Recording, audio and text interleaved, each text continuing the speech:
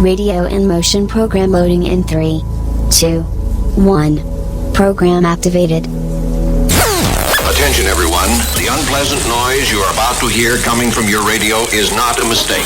Okay, first things first, what is your name? This is Big Sonny playing the best of the 90s and beyond. Are you ready for this? Yeah. Radio in motion. Please do not turn off your radio, but turn up the volume on your receiver as high as it can go. All right, ready? Here we go. Radio in motion. All right, welcome back to the show. All right, so we're going to have another installment of The Ugly Truth, although The Ugly Truth is, I think, the new DeadPool and Wolverine movie that's going to be coming out in July. It's starting to give me hope, so we're going to get stuck into that tonight. If you haven't seen it, definitely check out the trailer. It's the second trailer that's dropped for DeadPool and Wolverine. Obviously, they have a huge following in the comics, where, and Deadpool is a great character because his character gets to break the fourth wall all the time and bring the audience in, by talking to them, and it's like you're in on a little secret, and that's always fun. So the Deadpool movies in general always have that going for it. This is the second trailer. Funny enough, I found that it was dropped originally on Ryan Reynolds' YouTube channel, and then Marvel, or maybe it was at the same time, but either way, Ryan Reynolds' YouTube channel is getting a lot more hits, which is interesting, because I think people know if it wasn't for Ryan Reynolds originally taking this project and really making it as true to the character and for the fans, I think they really respect him for that.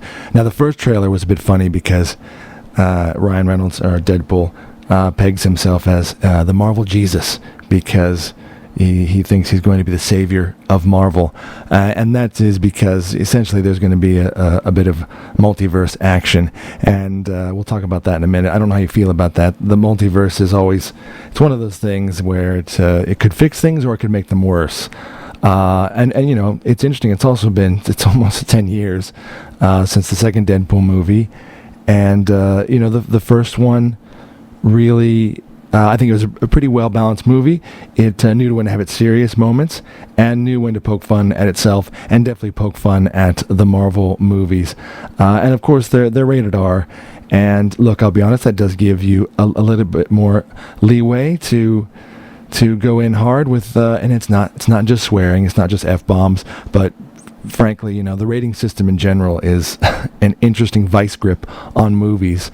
And I'm not saying it has to be anything explicit, but look, let's face it, if we're going to do Deadpool, there's going to be a lot of killing and a lot of blood, and it just has to be rated R. So again, the first movie, I think it was really well balanced and really funny. The sequel, look, it just leaned into all the laughs a bit more, and Ryan Reynolds was definitely let off the leash, and he certainly leans into that character. But you know what? That's okay. That's what he does best. That's why he's great as this character who is the larrikin and the jokester in the Marvel Universe. He's perfect for that. Saying that's rated R, so talking a bit about the trailer that dropped now.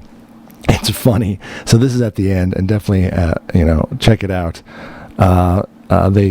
They sort of poke fun at the fact that, Disney, obviously, amongst taking over the entire world, and including, Star Wars and Lucasfilm and Marvel, and now they own the rights to 20th Century Fox. I don't know if you realize, folks, but that's a big chunk of a movie catalog, and I'm not going to get too stuck into that, but it goes without saying, a lot of people aren't thrilled with what Disney's done to Star Wars and the Lucasfilm franchise, frankly.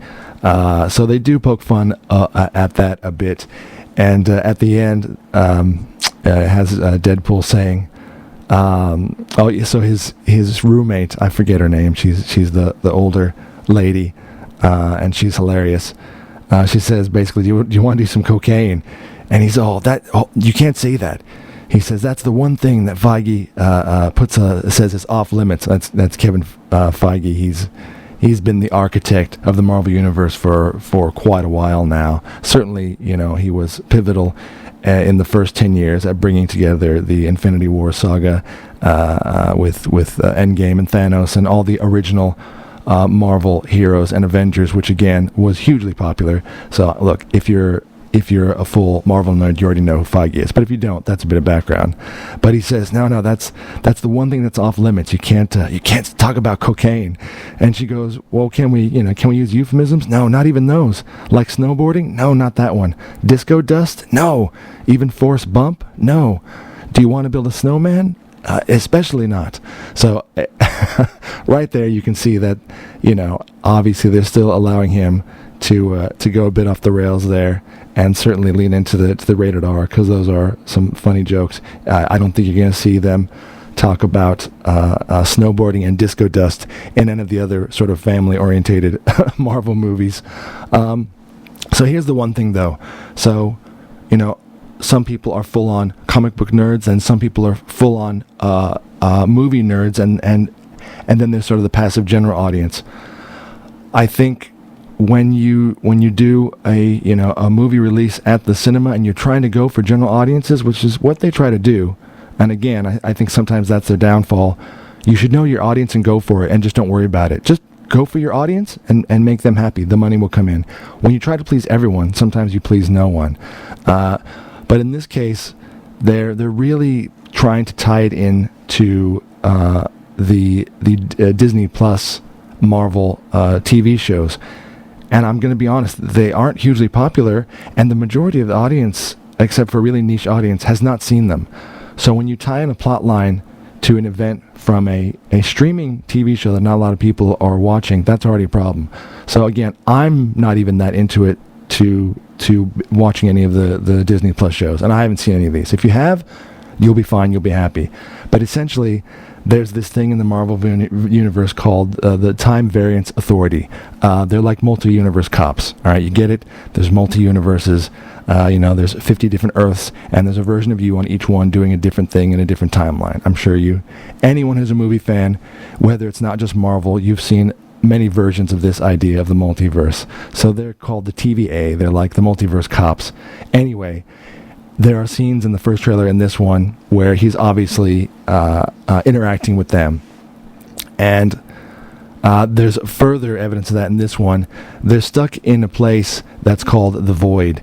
And in this place, in the in-between, called maybe purgatory, the in-between worlds, essentially within the Void, there are, people, things, objects, and they're all there basically because, they have been removed from one of the universes and essentially thrown away for whatever reason. Maybe it was for the safety of that world or whatever, and essentially it's there to be forgotten and then ultimately probably removed, destroyed, vaporized. So essentially, again, it's going to take place, having to do with the Time Variance Authority, and then they're stuck in the Void. And again, these aren't spoilers. This isn't the trailer, and a lot of this we're just inferring, as you do when you watch a trailer. By the way, if you want to watch all the Easter eggs, I'm only going to talk about a few. There's videos where they found like 50 Easter eggs, and someone picks it apart with a fine-tooth comb. But obviously, there are going to be elements where they're in this void. And again, if you're a fan of the comics, I'm going to be honest, I think this actually is a pretty cool villain. So the villain in this movie is Cassandra Nova, and that's the evil twin of Charles Xavier. That's pretty cool. Essentially, she has all the powers of Charles Xavier, but some of them even more enhanced, and she's evil and mad. So that's always a good combo. So look, as you know, obviously Hugh Jackman is returning to the role of Wolverine, and I think that's, again, when I saw the first trailer, I was like, is it just going to be, he won't be a cameo, will he? Is it just like, is he going to be woven throughout the plot of the movie? I think based on this one, he certainly is. It is about DeadPool and Wolverine probably going to try and save, Deadpool's universe. Again, if you've been watching those movies, he's already alluded to that in the last one where he wants to change his future, and that's sort of where the last one left off. So obviously, he is going to seek out Wolverine here. But the thing about Wolverine, I think Hugh Jackman had a great role in Logan, and if you haven't seen that, you should, if you're a fan of Wolverine, because that's the way to send off a character with respect. Logan was a great final act for Wolverine, and I guess you always worry Are they just coming back for the money? Yeah, sure, maybe. Just coming back because they've got nothing else. I do think with Hugh Jackman, I think he is synonymous now with Wolverine. I can't picture anyone else. I literally can't in this lifetime. Look, it was just like Harrison Ford with Indiana Jones or Han Solo. Can't picture anyone else as Wolverine. So I think Hugh Jackman has also leaned into that, and he's fine with that. So I'm saying, yeah, you come back for the money. Who doesn't? But I think he really embraces that character, and he really enjoys it, and that's cool. You want to see that. So again, it's not going to be a gimmick. He really is in it, and it is awesome. Again, the thing with the multiverse, I'll be honest, sometimes it sounds like it's like a gimmick or lazy writing. In other movies, it probably is. But in Deadpool, I suppose the difference is that Deadpool, the movies are about being tongue-in-cheek. And so everything can be, let off the hook, off the rails. And they can play with the multiverse, make fun of it, and not take it so seriously. And that, you know what, I think is a little bit better when it's taken too seriously and people just don't buy into it. Also, though, it does make, if you want to get serious, the multiverse, the problem with that is, especially if characters are killed or whatever, it's kind of a cheat. It makes it sad. It's like there's no consequences, ultimately, maybe if a big character does die and everyone else has to deal with it, that's something that you can relate to as a human in real life. But if there's a multiverse and everyone's just alive somewhere else, again, it kind of cheapens the sentiment there. But anyway, it's Deadpool. I'm sure it'll be fun. And as all the fans are going crazy and creaming in their furries about, is that Wolverine obviously seems to be the classic Wolverine comic, wearing the uniform of yellow and blue. And that's pretty cool. They've been crying out for that for a long time. So the yellow and blue suit, and it looks like a lot of yellow and blue themes in general throughout the trailer. So that's pretty cool. And so again, we're inferring a lot of these things, and you watch the trailer, you can as well. But obviously, it is more than likely not going to be the same Wolverine. Maybe it is. I have no idea. But it seems like, again, if it's all about the multiverse, he's possibly sought out and found another version of Wolverine, still Wolverine, because in this one, it's interesting. They show him in a bar. I tell you, in all the movies, he can never just drink in peace. That's kind of a running joke. Anyway, he's trying to get a drink, and the bartender says, "You're not welcome here. You're not welcome anywhere, pal. Get out of here." And essentially what's that's alluding to is that this particular version of Wolverine in this universe apparently let down his whole world. And that's pretty serious. So I don't know what he did that was so bad. Maybe he just put himself in exile, or maybe he didn't fight when he could have. And so he let his whole world down. So he is a pariah on his entire world. That's pretty bad. So this is the Wolverine that Deadpool finds. Another interesting thing is you see them, and it's a great scene. They're jumping through a time portal. Obviously, again, this is not a spoiler. This is exactly what will entail the multiverse, and either jumping back into his universe to try to save it. But again, I am a bit of a Marvel nerd, and if you are, you'll get this. They're jumping through a portal, which is an exact representation of what is called a sling ring, and that's something that's what Doctor Strange uses, and all the others who use that to essentially create a portal into another place, and also possibly in another universe. And it's definitely one of those. Now, of course, the thing is, and this is why people do these deep dives into the trailer, the place that they're at, the Void, is full of a lot of stuff that has been cast out from other worlds. So it's possible they have found the sling ring, and they've used it, or it is maybe possible that someone on the other end is using it. Maybe someone like Doctor Strange or something is bringing them through. Again, all interesting plot points and not just cheesy or lazy writing. I think it's interesting that they're going to get into the meat of some of this, and I like that. And going back to the Void, so that is definitely where Cassandra Nova, the evil Charles Xavier twin, is living. And specifically, interestingly enough, is living in the giant helmet of Ant-Man.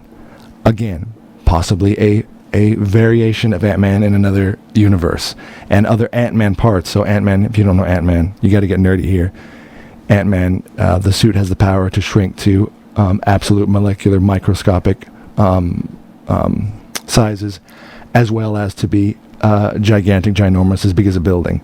So that's the technology. And this particular suit must have been in full-size mode. And it's showing her that she's actually living in this giant helmet. So again, these are all cues that this is possibly the Void, and there's relics from other universe and possibly characters who went there and died or were banned or whatever. So again, that's an interesting sort of tidbit and Easter egg. Looks like Deadpool might actually get some cool new gear and weapons, which again is pretty cool. Again, I think he deserves that after the third movie. Usually a hero that's done 3 movies, especially something like Deadpool, should definitely get all the latest tech to show off. There's a great scene where he's trying to take Wolverine back, and obviously Wolverine wants no part of it. He tells him to F off several times, but he points the gun to his head, and it still has, so on the gun barrel it says smile and wait for the flash. That's a hilarious Deadpool thing. But later on you see that Deadpool's got 2 golden versions of those guns. So again, maybe he'll get all geared up, and that's cool. And again, the thing is with Deadpool, with the character, and even with Ryan Reynolds leading right into it, and the character himself though is still more of a side character. He's the larrikin who is usually joined with another larger sort of Marvel character. And again, I'll be honest, he's not a Tony Stark. He's not a Captain America. I'm just being honest. As much as, again, Ryan Reynolds separately as the actor, I think he is absolutely the coolest Deadpool. I can't picture anyone else either. But as a character to carry, his own movie, I don't know if it's something that could continue as a main character, because I suppose, again, something like Robert Downey Jr. portrayal of Tony Stark and Iron Man and Captain America, they were the center, and that's okay to say that. They were the ones that brought everyone else around them and rallied them, and it's as a leader. And again, when you have a character like that and someone plays it well, you can see the charisma and why.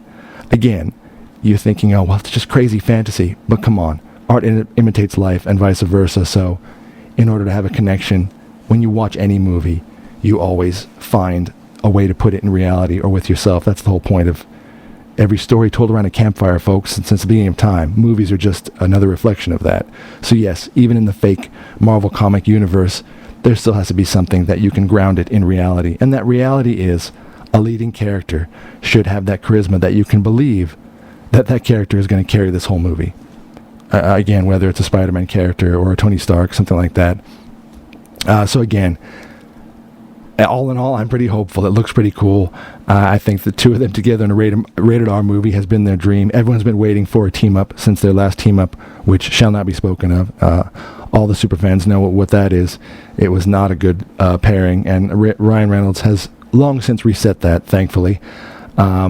And now finally I wanted to say this as well. So Hugh Jackman, again, because he really has an affinity for the character, and I like that. He's not been someone who's wanted to step back from it and distance himself from it. He's done many other projects, many other movies. He's on Broadway. The man sings and dances. But Wolverine is obviously in his blood. And he has mentioned this a couple times in interviews. He said, there's the one thing I'd love to do as the coup de grace, as his final thing. He says, Wolverine at some point is going to have to match up with the Hulk. Now, I'm just saying, and that wasn't alluded in the trailer. But if this is really Hugh Jackman's final go-round, Logan was maybe the final chapter for that universe. Hey, it's the multiverse, so why not embrace it? So in that universe, that Logan is dead. But in this one, maybe he gets his chance, and maybe Hugh Jackman could really get his chance to fight the Hulk. And let's be honest, that would be awesome. All right, this is what happens when an unstoppable object meets an immovable object. That is literally both of them. So that'd be cool. So like I say, definitely check out the trailer.